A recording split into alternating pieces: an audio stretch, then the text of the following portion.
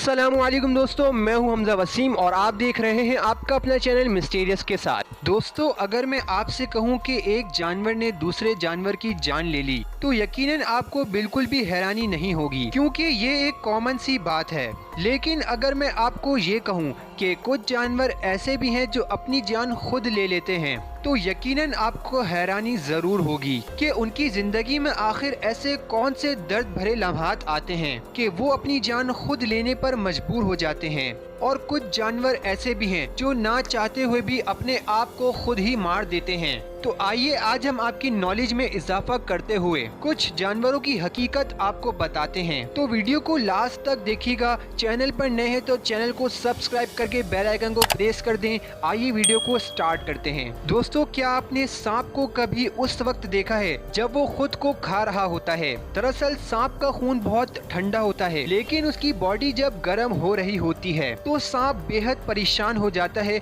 और खुद को ही खाने लगता है। उस हालत में सांप बहुत तड़प रहा होता है। उसकी बॉडी इतनी गर्म हो जाती है कि उसे समझ नहीं आ रहा होता है कि अब वो क्या करे। वो इस गर्माइश से इतना ज्यादा परेशान हो जाता है कि वो खुद को ही निगलने लगता है और इस वजह से सांप का खुद का जहर उसके खून में फैल जाता है, जिसकी वजह से सांप की मौत हो जाती है। दोस्तों, अब बात करते हैं बारहसिंगा की, जिनके बड़े बड़े सींग होते हैं और ये आपस में लड़ाई करने में भी काफी मशहूर हैं। ये अपनी सींग एक दूसरे के सींग में घुसाकर बहुत गुस्से से लड़ना शुरू हो जाते हैं। लेकिन यहाँ एक मसला हो जाता है, जब इनकी सींग लड़ाई के दौरान आपस में फंस जाए तो इनका निकलना बहुत मुश्किल हो जाता है। इनके ये सींग इस तरह लॉक हो जाते हैं कि ये फिर जितनी भी कोशिश कर लें वो अलग नहीं हो पाते। ये इस हालत में ना कुछ खा सकते हैं और ना कुछ पी सकते हैं और फिर इसी तरह इनकी मौत हो जाती है। अगर किसी इंसान की नजर उन पर पड़ जाए तो वो उसे छुड़ा लेता है, वरना तो ये इसी हालत में एक दर्दनाक मौत का शिकार हो जाते हैं। नाजरीन, कछुओं की बात की जाए तो इनकी जिंदगी बहुत लंबी होती है।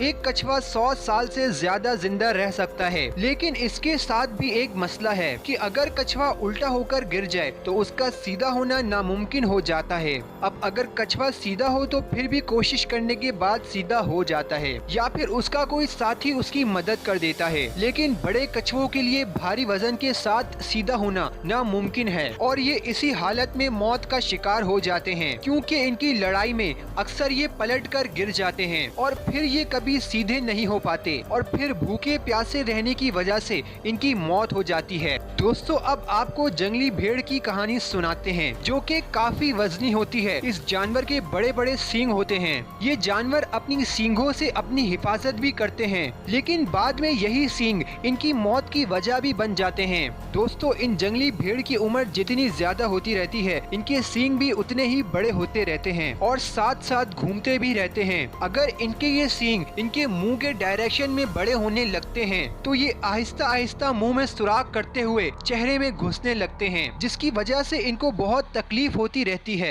लेकिन ये फिर भी कुछ नहीं कर पाते और इसी वजह से इनकी एक खौफनाक किस्म की मौत हो जाती है। दोस्तों, अब बात करते हैं बाबिरुसा की, जो एक खंजीर की जात से ताल्लुक रखता है। इस जानवर के जिस्म पर कोई भी बाल नहीं होते और इसकी खास बात यह है कि इसके 4 अजीबो गरीब दांत होते हैं, जिनमें से इसके ऊपर के 2 दांत इनके मुंह के डायरेक्शन में बढ़ते रहते हैं और इनके भी ये नोकीले दांत इनकी खुद की खोपड़ी फाड़कर अंदर घुस जाते हैं। वक्त के साथ साथ ये हद से ज्यादा बड़े हो जाते हैं, जिसकी वजह से इनकी भी मौत हो जाती है। लेकिन इनकी एक अच्छी बात यह है कि इनके दांत काफी कमजोर होते हैं और अक्सर इनकी आपस की लड़ाई में ये टूट जाते हैं और उनको जीने के लिए कुछ साल और मिल जाते हैं। लेकिन किसी जानवर की अगर लड़ाई ना हो तो इनको अपनी जिंदगी से हाथ धोना पड़ता है। दोस्तों, अब आखिर में आपको मैं एक डॉल्फिन की खुदकुशी की छोटी सी कहानी सुनाता हूँ, जो पूरी दुनिया में बहुत ज्यादा मशहूर हो गई थी। एक डॉल्फिन जिसका नाम केथी था,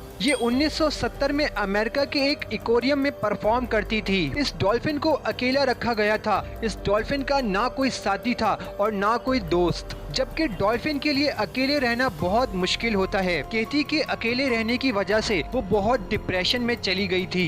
इसने परफॉर्म करना भी छोड़ दिया था और सिर्फ उदास रहती थी। इसके ट्रेनर ओ बेरी का कहना है कि एक दिन ये डॉल्फिन इसके सामने पानी की गहराई में चली गई और फिर इसने ऊपर आने से इनकार कर दिया। दोस्तों, डॉल्फिन इस तरह डूब जाती हैं क्योंकि ये मैमल्स होती हैं। इनको हर थोड़ी देर बाद पानी के ऊपर आकर सांस लेने की जरूरत पड़ती है, लेकिन केटी ने अपने ट्रेनर को ऊपर आके सांस लेने से इनकार कर दिया था और पानी की गहराई में रहकर अपने आप को मार दिया। एक्सपर्ट का कहना था कि डॉल्फिन ने डिप्रेशन में आकर खुदकुशी की है। दोस्तों, यहीं तक थी आज की हमारी वीडियो। अगर आपको वीडियो अच्छी लगी है तो वीडियो को लाइक करके चैनल को सब्सक्राइब कर दे। मिलते हैं फिर इसी तरह की एक और वीडियो के साथ। जब तक के लिए खुदा हाफिज।